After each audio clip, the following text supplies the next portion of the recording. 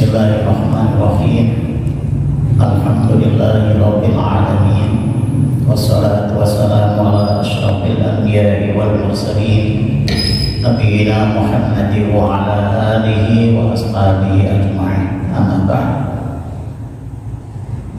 Yang saya hormati para pengurus takmir Masjid Muhajirin yang hadir pada kesempatan pagi hari ini, yang saya hormati para pengurus pengajian Ahad pagi yang juga mungkin hadir pada kesempatan pagi hari ini, dan seluruh jamaah pengajian Ahad pagi yang dimuliakan oleh Allah Subhanahu wa Ta'ala. Yang pertama dan utama, kita bersyukur kepada Allah Subhanahu wa Ta'ala. Alhamdulillah, pada pagi yang sejuk ini kita masih diberi banyak nikmat oleh Allah Subhanahu wa Ta'ala. Terutama adalah nikmat kesehatan dan nikmat kesempatan. Kedua nikmat ini banyak sekali orang yang melalaikan, sehingga Rasulullah SAW dalam satu sabdanya pernah menyebutkan nikmatan maqbunun ala kasratin minan nas, as-sihah wal farah. Jadi ada dua nikmat yang kebanyakan manusia itu melalaikan. Itu yang pertama adalah kesehatan, dan yang kedua adalah kesempatan. Alhamdulillah, dua nikmat itu saat ini insya Allah kita semua raih. Kita dalam kondisi sehat, juga dalam kondisi sempat. Oleh karena itu layak bagi kita sekalian untuk senantiasa bersyukur kepada Allah Subhanahu wa Ta'ala atas dua nikmat itu, dan mudah-mudahan kita tidak dicap sebagai orang yang melalaikan nikmat.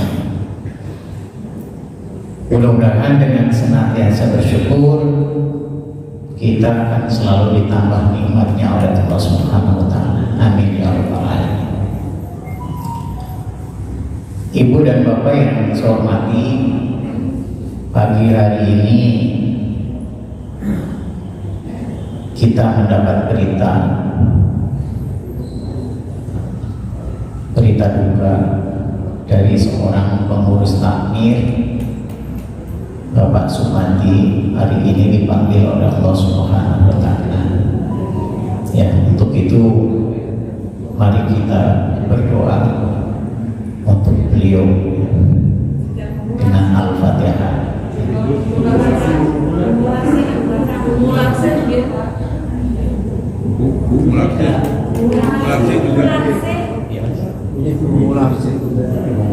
Oh, ya, juga Ibu Mulansi yang jamaah pengajian Ahad pagi juga. Ya, kita berdoa untuk beliau berdua, semoga Allah Subhanahu wa Ta'ala menerima amal ibadahnya dan mengampuni segala dosa-dosanya. Lahumul Fatihah. A'udzu billahi minasyaitonir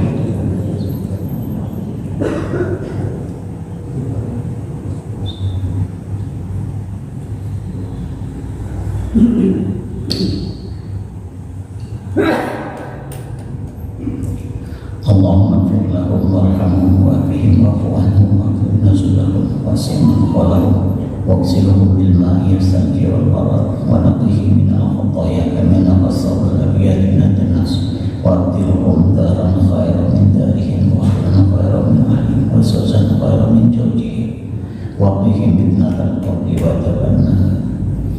Wa sallallahu ala sayyidina Muhammadin nabiyyi wa ala alihi wa sahbihi wasallam. Subhana rabbika rabbil izzati amma yasifun wa salamun alal mursalin walhamdulillahi rabbil alamin. Ibu dan bapak yang saya hormati, selanjutnya kita teruskan dengan tema kajian yang diberikan kepada saya Hari ini saya akan menyampaikan tentang sedikit oleh-oleh haji ya, tanda kutip ya, hanya berupa cerita. Kemudian nanti juga sedikit menyinggung tentang kemerdekaan dan hijrah, sebagaimana yang tema yang sudah ditentukan oleh pengurus Ahad Pagi. Salam dan salam semoga senantiasa tercurah kepada junjungan kita Nabi Muhammad Sallallahu Alaihi Wasallam, melimpah kepada para keluarganya, melimpah kepada para sahabatnya, dan melimpah kepada kita sekalian sebagai pengikutnya yang senantiasa menjalankan sunnah-sunnahnya. Amin ya rabbal alamin. Ibu dan bapak yang saya hormati, saya akan mulai dengan cerita bertugas haji. Jadi bertugas, tapi alhamdulillah pemerintah memberikan kesempatan kepada yang bertugas itu untuk boleh melaksanakan ibadah haji, termasuk atau terutama yang belum pernah melaksanakan ibadah haji. Mungkin jamaah Ahad Pagi ada juga yang berangkat.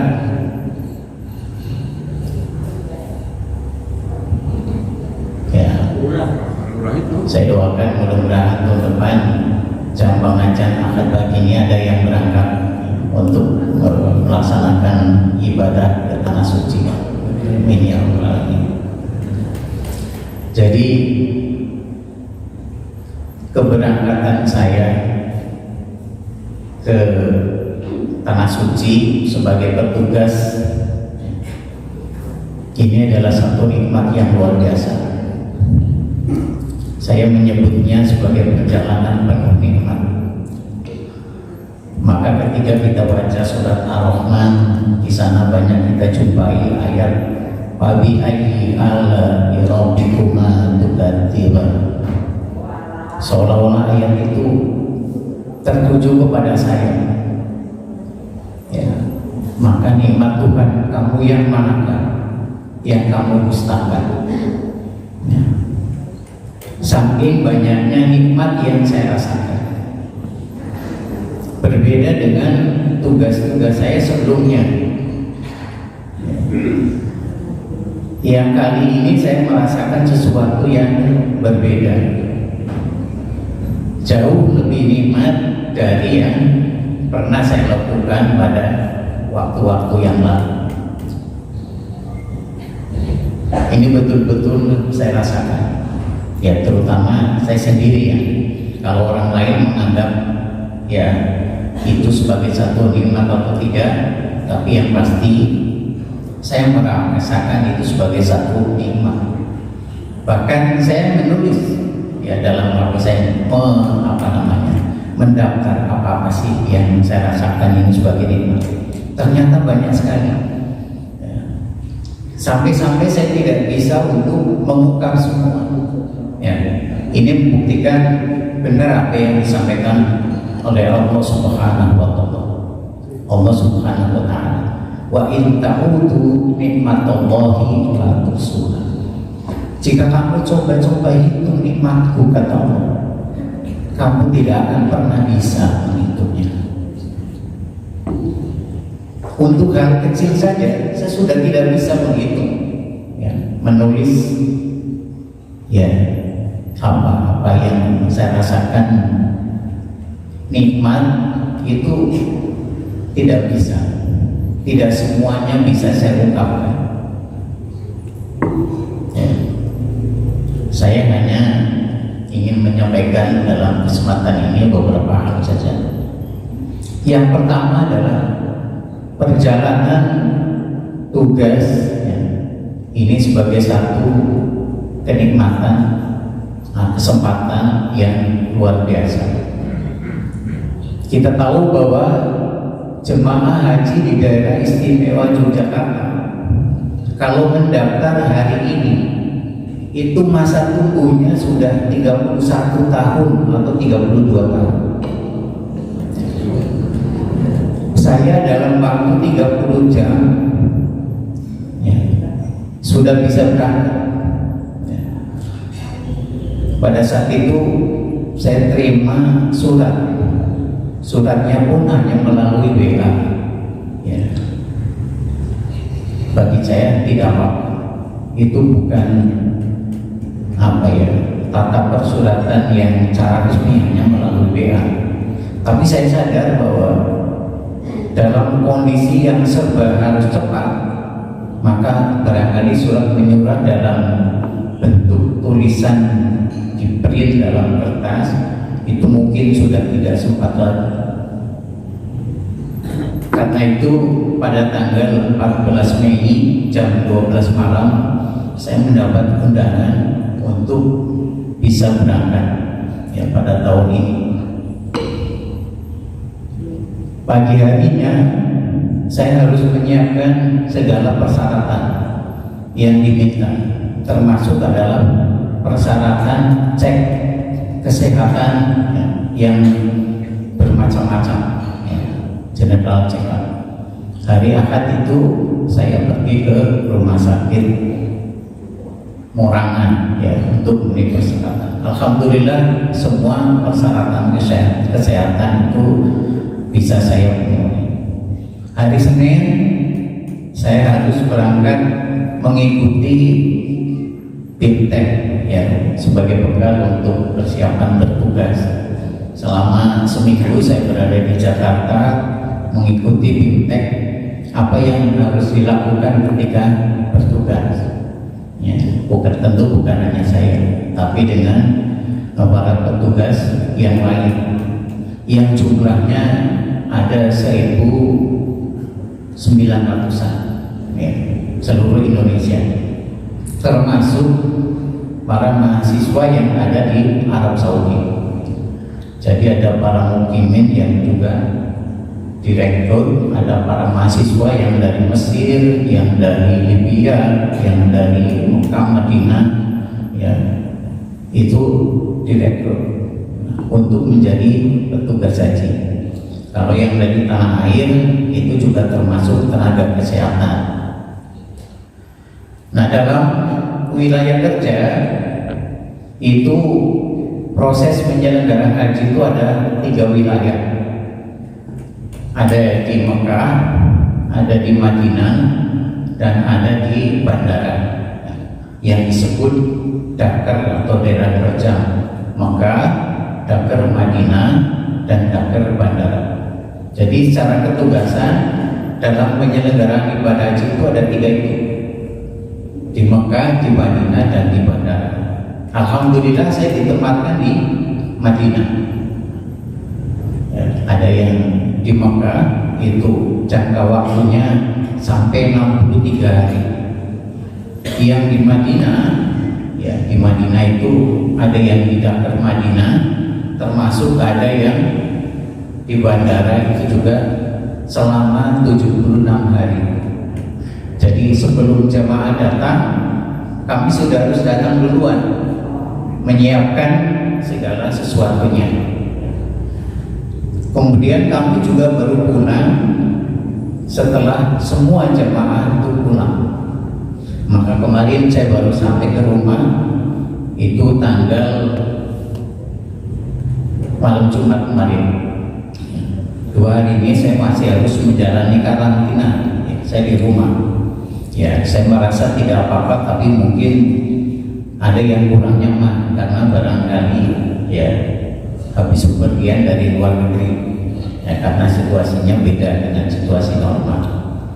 Alhamdulillah pagi hari ini saya sudah cukup menjalani karantina dan kita bisa berkumpul dengan ibu dan sekalian dalam majelis ini untuk sedikit menyampaikan oleh-oleh tadi, oleh-oleh cerita. Jadi saya ditempatkan di Madinah. Tentu tidak hanya berdiam diri di Madinah, tapi saya juga ke Mekah, saya juga ke Jeddah. Jadi terus keliling. Yang namanya petugas itu di mana di situ ada jamaah, maka petugas harus hadir di situ. Dan dengan pembagian tadi semua jamaah bisa terlayani. Yang di Mekah itu dilayani oleh petugas yang ada di dekat Mekah. Yang di Madinah dilayani oleh petugas yang ada di Madinah. Yang di bandara itu juga dilayani oleh petugas yang di dekat bandara. Jadi bandara itu nanti yang ada dua, ada bandara yang di Madinah dan ada di Jeddah. Pada gelombang pertama itu jemaah mendaratnya di Madinah. Jadi di Amir Muhammad bin Abdul Aziz. Kalau yang di Jeddah nanti pada gelombang kedua itu ada mendarat di Jeddah, di King Abdul Aziz. Pada gelombang pertama jamaah mendarat di Madinah dan itu yang harus kami layani. Apa yang dilayani di Madinah? Karena di Madinah itu baru datang, ya, belum melaksanakan umroh dan sebagainya. Dari Madinah itu kebetulan saya itu di bimbingan ibadah, ya, ibadah. Maka kami harus melayani jamaah yang dari Madinah yang mau berangkat ke Mekah, itu untuk melakukan umroh. Ya. Yang kami bimbing adalah yang ada di Bir Ali, itu tempatnya mikot. Ya. Kemudian para jamaah sebelum berangkat ke Mekah itu berada di Madinah selama 8-9 hari untuk melakukan ibadah sholat arba'in. Sholat arba'in ini menjadi satu ibadah yang menjadi primadonanya para jemaah. Meskipun arba'in itu sendiri itu tidak wajib, yang wajib adalah sholat fardunya. Tapi ini selalu oleh jemaah dituntut kepengen bisa melaksanakan. Ya, ini bukan satu hal yang negatif, tapi betul-betul positif kalau kemudian jamaah bisa melakukan ibadah berjamaah di Masjid Nabawi selama 40 waktu. Jadi 8 hari.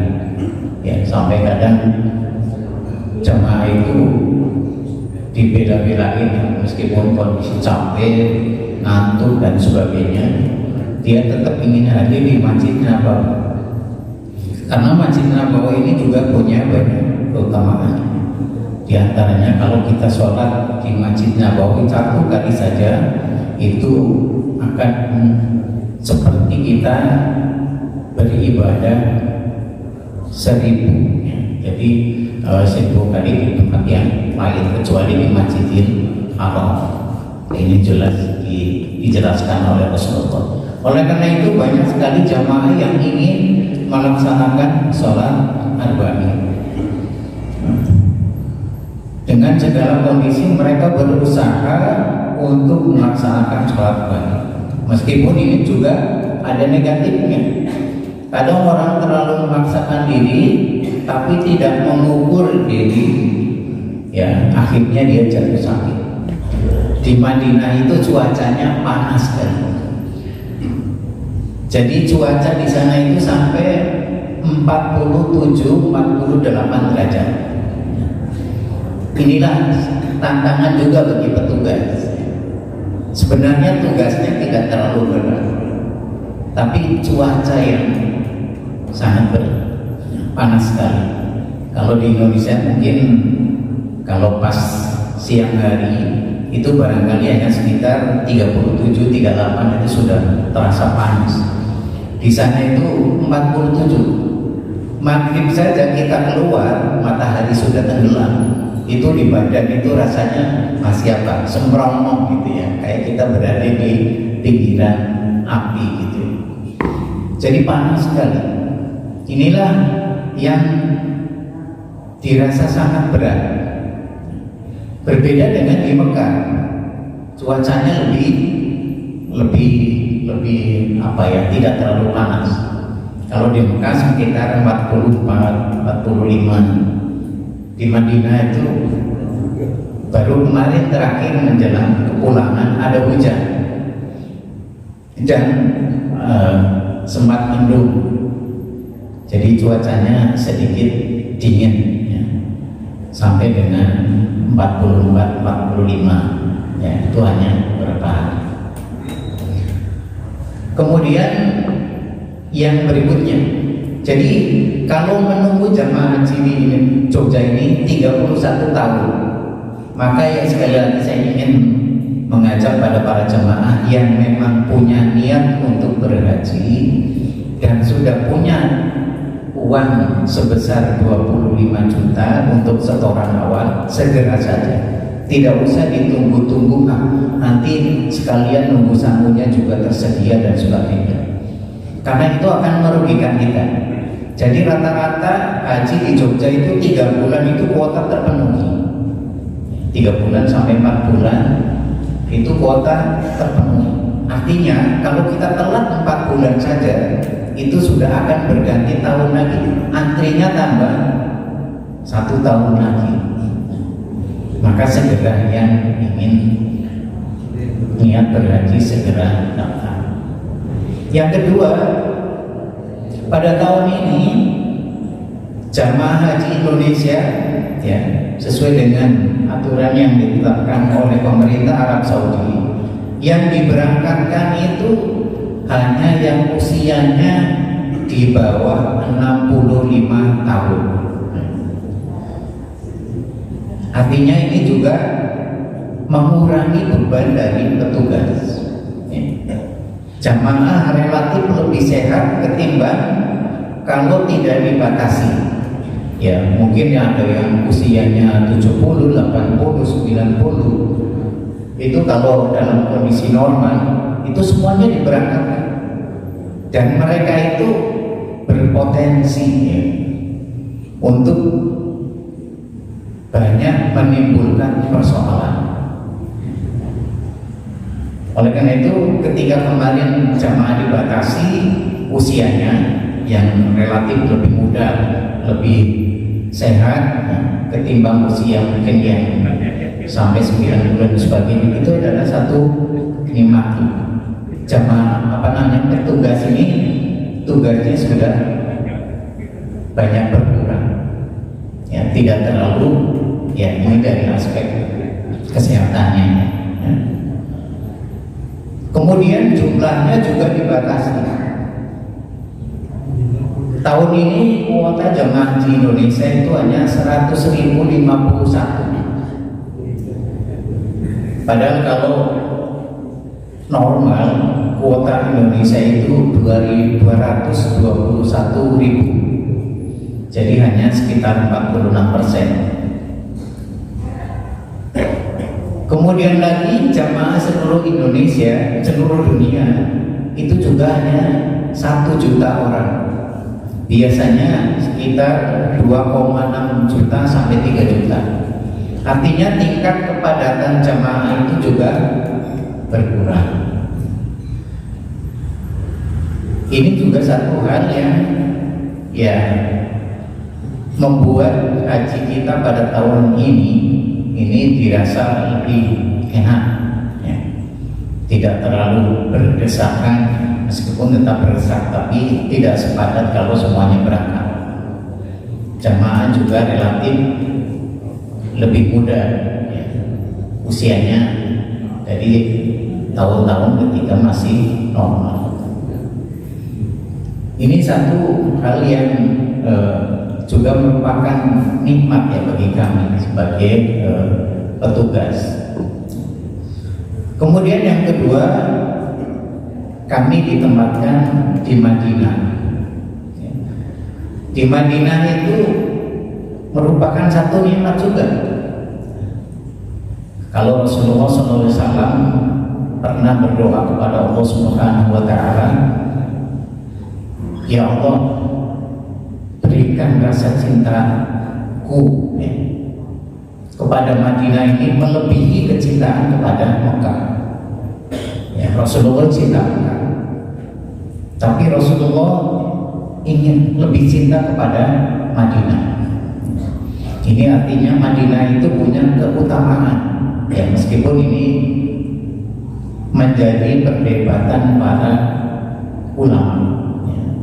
Ada yang mengatakan, oh utama di Mekah karena di Mekah ada Ka'bah.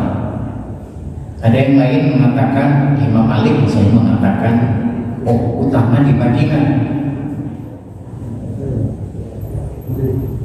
karena dia mengatakan dalam sebuah riwayat, sebaik-baik tanah itu adalah di mana jasad Rasulullah SAW berada.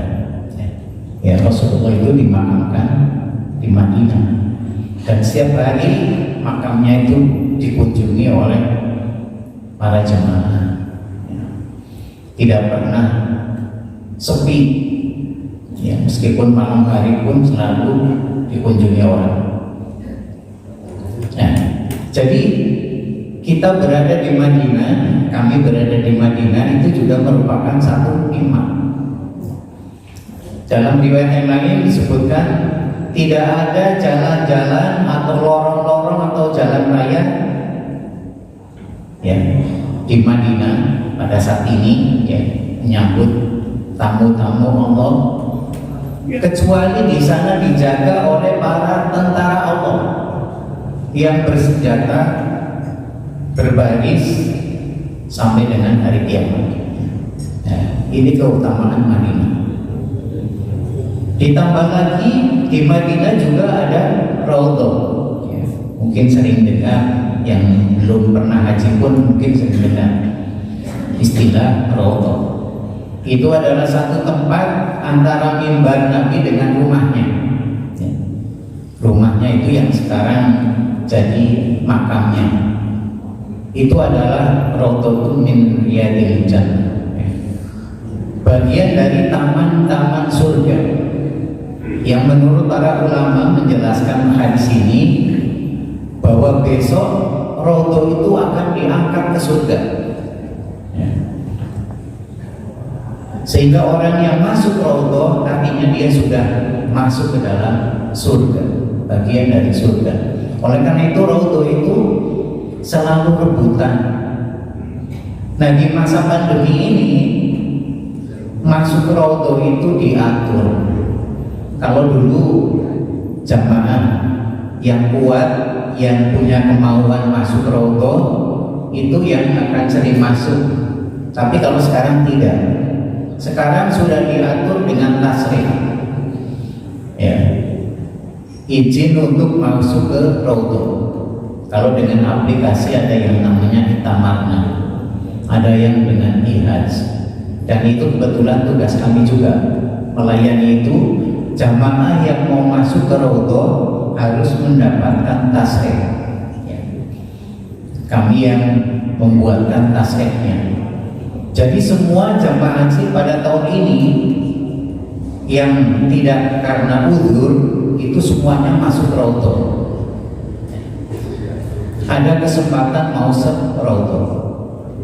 Tapi di masa pandemi ini hanya satu kali, ya, hanya satu kali bisa masuk Raudhah.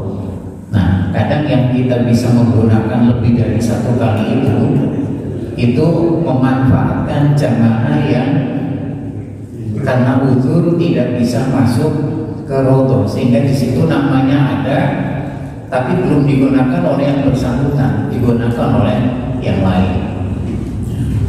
Ya, ini bedanya kita pada saat normal dan di saat pandemi. Masuk ke Raudhah harus dengan tasrih. Dan ini kelihatannya akan menjadi ketentuan Arab Saudi untuk terus bisa dilanjutkan, ya, karena dirasa ini lebih efektif, lebih membuat jamaah lebih nyaman. Jadi jamaah sudah dibuatkan tasrih per kloter, atau mungkin ada jamaah yang non kloter dari petugas dan sebagainya. Kita buatkan tasrih pada waktu yang sudah dijadwalkan. Biasanya kalau yang laki-laki itu malam hari, jam 1, jam 2 sampai subuh ya. Kalau yang wanita itu pagi hari. Dan kami dari petugas juga sudah menyiapkan pengkoordinir ya. Kalau misalnya jamaah pagi datang, petugas sudah siap di sana untuk mengantar ke road. Jadi lebih nyaman, tidak harus berebut. Hanya cukup kalau antri sih biasa. Kalau antri mau bersabar, pada gilirannya tetap akan masuk. Tapi tidak harus berebut siapa yang kuat, siapa yang dia bisa masuk. Semua jemaah mendapat kesempatan untuk masuk ke Raudhah dan berdoa di sana. Ini bedanya tahun ini dengan tahun-tahun sebelumnya ya. Tahun ini tahun di masa pandemi. Kemudian masuk ke Raudhah itu juga bisa dilakukan sendiri-sendiri, bisa juga dilakukan rombongan besar ya. Dalam hal ini adalah satu kloter, yang wanita sendiri, yang laki-laki sendiri, itu bisa masuk bareng-bareng. Artinya jemaah bisa dengan teman-temannya masuk ke Raudhah. Ini dirasa juga lebih nyaman. Kemudian yang juga merupakan satu nikmat bagi kami yang berada di Madinah ya, utamanya ya yang saya rasakan dalam kesempatan di mana kita tidak melakukan bimbingan kepada jamaah, kita punya kesempatan untuk berkunjung ke tempat-tempat bersejarah yang ternyata banyak sekali. Jadi di Madinah itu banyak sekali situs-situs ya, bersejarah yang merupakan peninggalan atau napatilas ya. Napatilas ketika Rasulullah SAW berjuang. Ya. Ada misalnya tadi diantaranya yang disebutkan dalam ayat, ada masjid Qiblatain. Ya. Masjid dengan dua kiblat, di mana pada waktu zuhur itu tiba-tiba Allah menurunkan ayat yang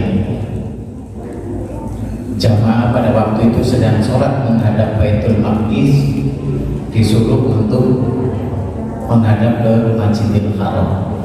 Tadi ayat yang sudah dijelaskan itu masjid Qiblatain, dan ini kalau masjid ini sering dikunjungi oleh para jamaah.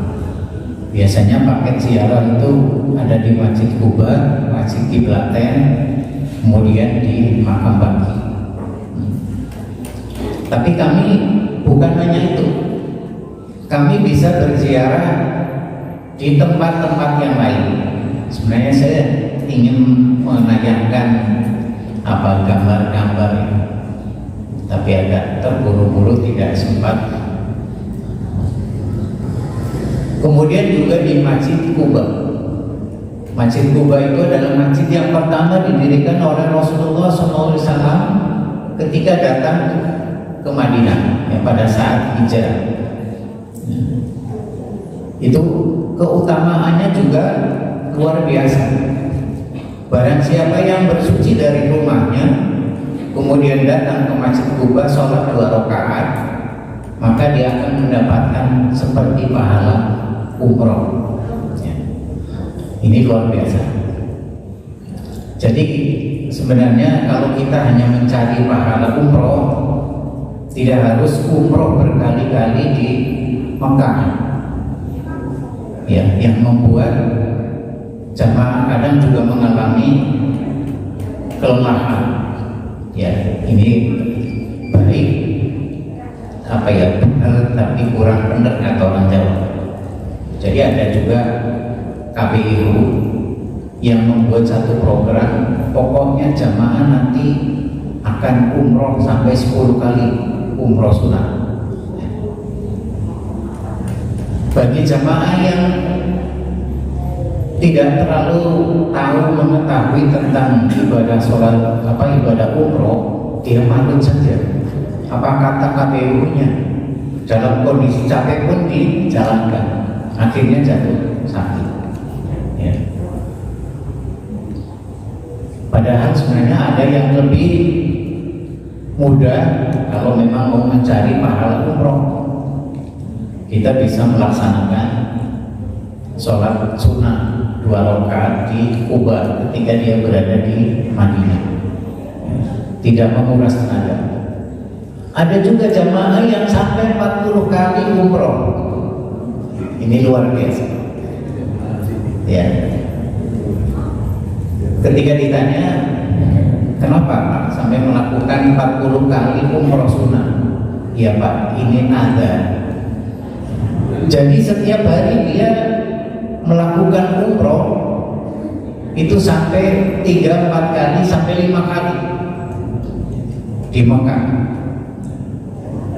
Begitu selesai pergi lagi ke Mikot, selesai pergi lagi ke Mikot, pokoknya dalam sehari 5 kali.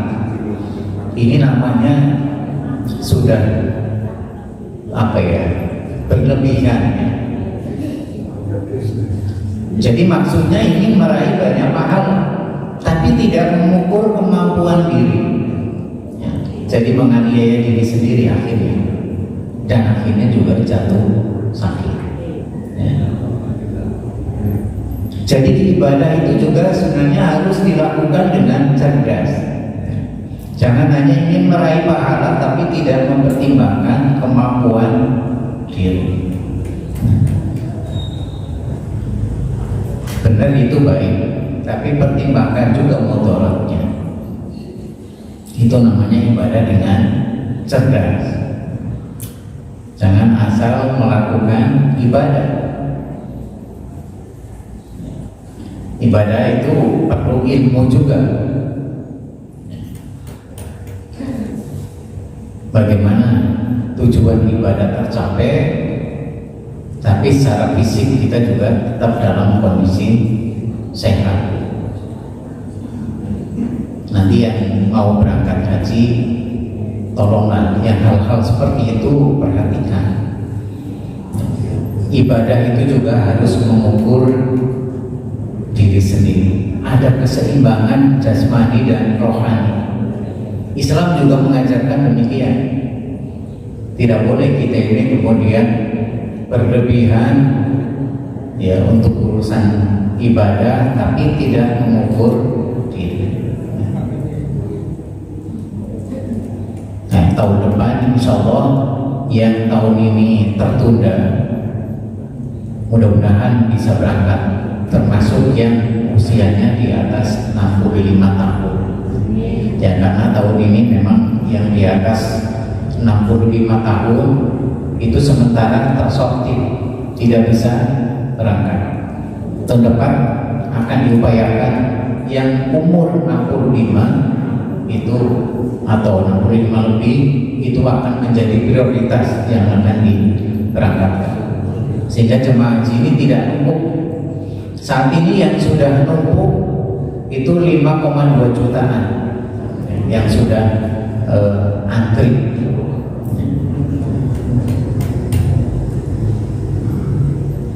Kemudian yang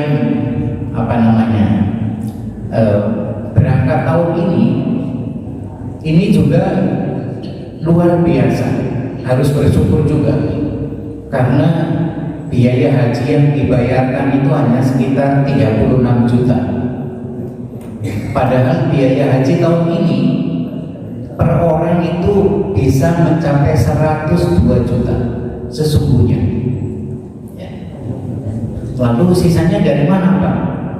Apa dibayar pemerintah? Dibayar siapa Pak? Itu dibayar jemaah juga. Ya.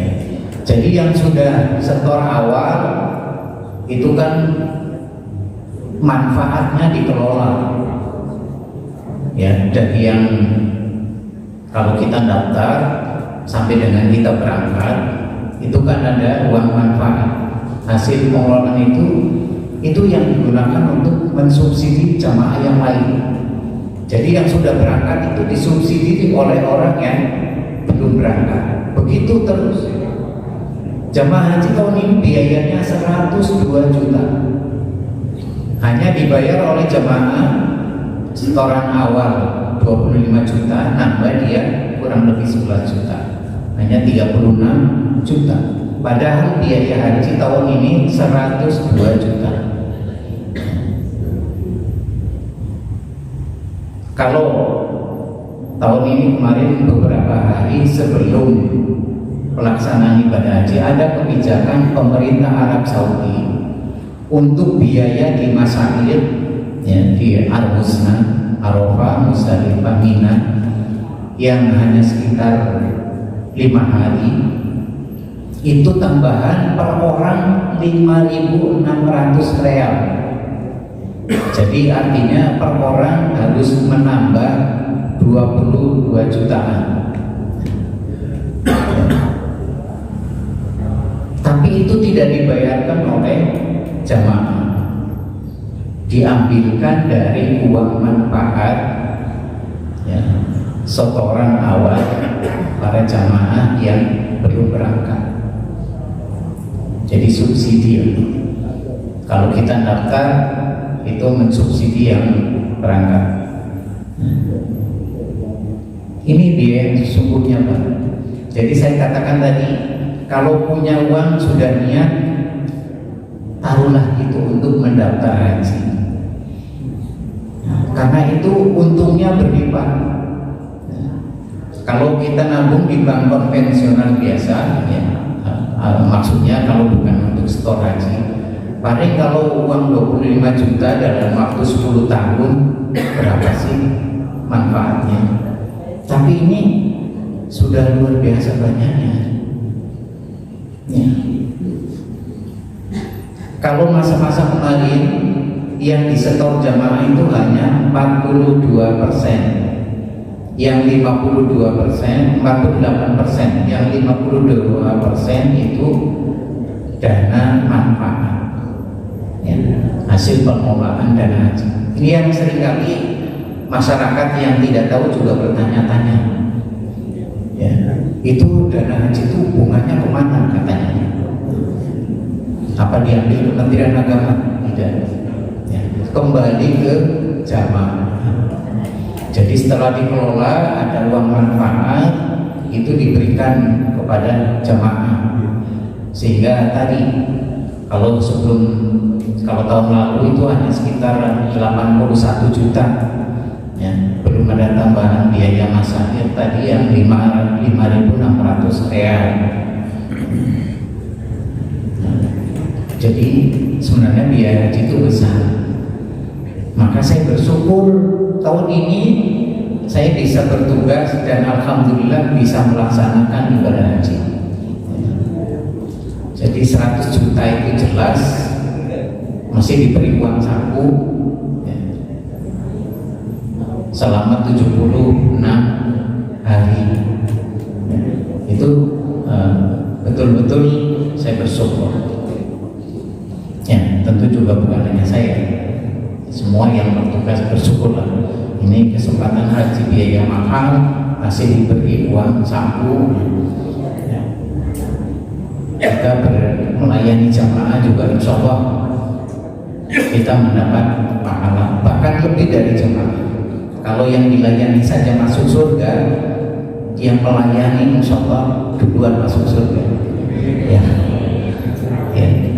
Jemaah haji kan kalau dia tidak rofas, tidak khusyuk, tidak jidal, jaminannya adalah surga. Itu kalau yang mabrur. Ya, al-hajjul mabrur laisa lahul jazaa dan ilal jannah. Jadi haji yang mabrur itu balasannya tidak lain adalah surga. Maka yang punya uang jangan eman-eman untuk haji, segera haji. Urusan dunia yang lain, pengen mobil, pengen rumah, pengen apa, ya, asal di dunia ini masih bisa hidup. Tapi jangan berhaji dilakoni utang-utang, jangan, ya, karena itu namanya belum istitoah, belum ada kewajiban, kecuali utang tapi aset yang lain banyak, ya mungkin uang tunai tidak punya tapi tanahnya berhektar-hektar, ya boleh, mungkin bisa dijual dulu juga bisa untuk ibu dan bapak yang saya hormati. Sebenarnya banyak sekali yang saya sampaikan, termasuk tadi saya sebenarnya ingin bercerita tempat-tempat bersejarah yang sempat kami kunjungi. Dan itu betul-betul kalau kita baca sejarahnya tentang Madinah, kita akan teringat betul pada Rasulullah, bagaimana Rasulullah dulu berjuang. Ya, seperti saya kemarin sempat berkunjung ke Suhab Bani Kharam. Saya pernah baca hadis di mana Rasulullah SAW pada saat mau perang Kondak, ya, banyak para sahabat yang kemudian menggali parit, termasuk Rasulullah sendiri, sampai ganjel perutnya dengan batu. Ya. Karena apa? Karena apa? Pada saat itu ada seorang sahabat yang punya keledai, ya, satu ekor keledai kemudian dimasak dengan harapan ingin menjamu Rasulullah dan para orang-orang yang menggali parit. Tapi dikatakan bahwa wah, ini satu keledai ini, keledai kecil, hanya cukup untuk beberapa orang. Sang punya keledai tidak yakin kalau harus memberi makan kepada para sahabat yang menggali parit. Tapi Rasulullah kemudian dengan mukjizatnya suruh manggil semua sahabat, panggil semua. Itu dagingnya itu dimasukkan ke dalam kuali, lalu para sahabat mengambil makan sekenyang-kenyangnya. Tapi yang tadi hanya diperkirakan hanya untuk beberapa orang, ternyata jauh lebih banyak dari itu orang yang bisa makan di situ. Ya. Ini saya kunjungi kampungnya.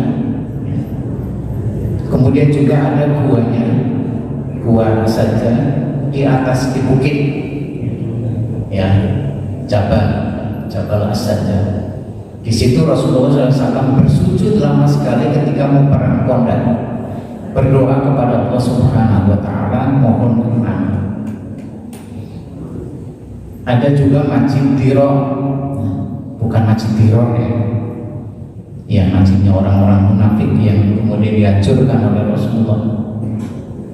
Di sana adalah masjid kecil di mana Rasulullah singgah ketika mau berperang. Di situ para sahabat berkumpul dan diseleksi oleh Rasulullah mana yang pantas ikut berperang dan mana yang masih di bawah umur harus pulang. Ya. Diseleksi di masjid itu. Ya. Yang di bawah umur masih kecil-kecil, masih kanak-kanak, suruh pulang. Wanita termasuk orang-orang yang sudah tua. Jadi yang diberangkatkan adalah yang memang pantas untuk ikut berperang. Itu diseleksi di Masjid Diror. Kemudian ada Masjid Mustal, tempat Rasulullah beristirahat.